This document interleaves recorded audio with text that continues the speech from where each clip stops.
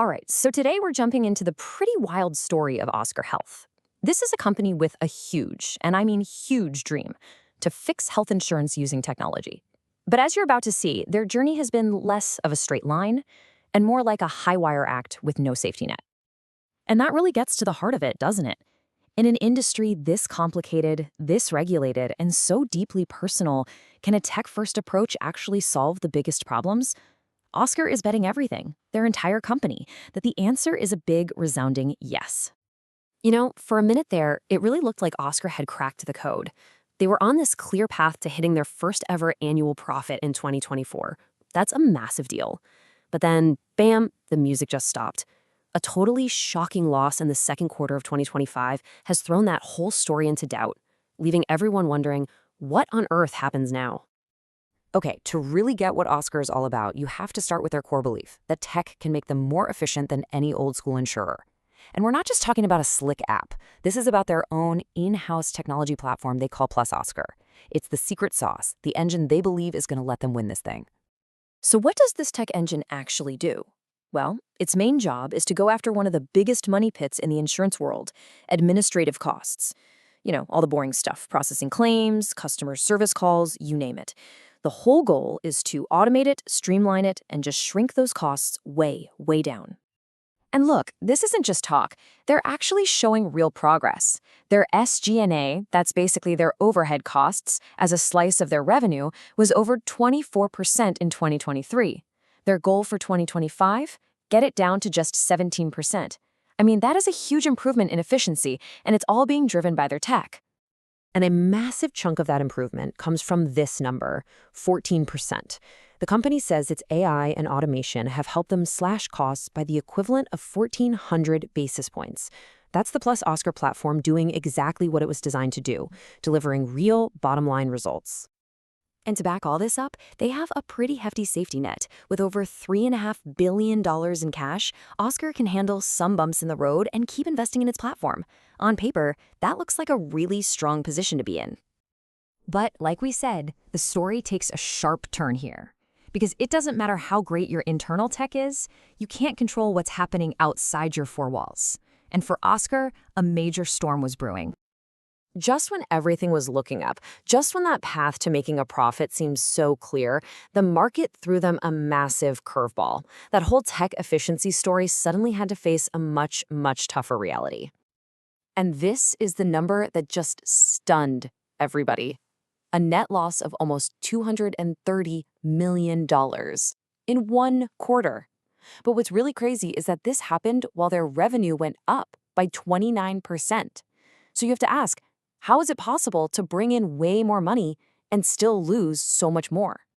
Well, the answer is in this thing called the medical loss ratio, or MLR. It's pretty simple. It's the percentage of your premiums that you have to pay right back out for doctor visits and hospital stays. An MLR of 91.1% is incredibly high. Think of it this way. For every single dollar Oscar took in, more than 91 cents went straight out the door to pay for healthcare. Now, here's a super important point. Oscar wasn't alone in this, not at all. Big players like Centene were reporting the same kind of pressure.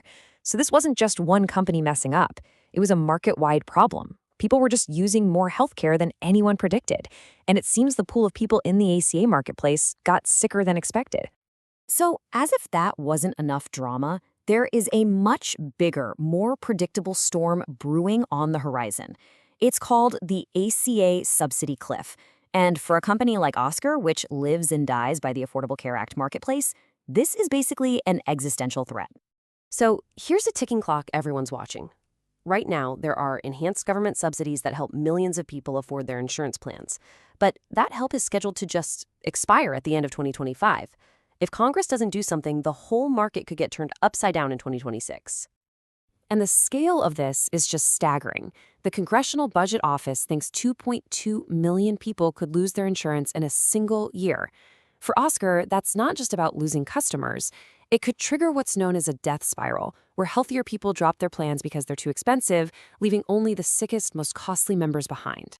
So you've got this incredible push and pull, right? You've got this powerful tech engine on the inside, but then these huge market and political forces pushing from the outside. And that creates this fascinating, contradictory picture that makes Oscar Health so incredibly hard to figure out.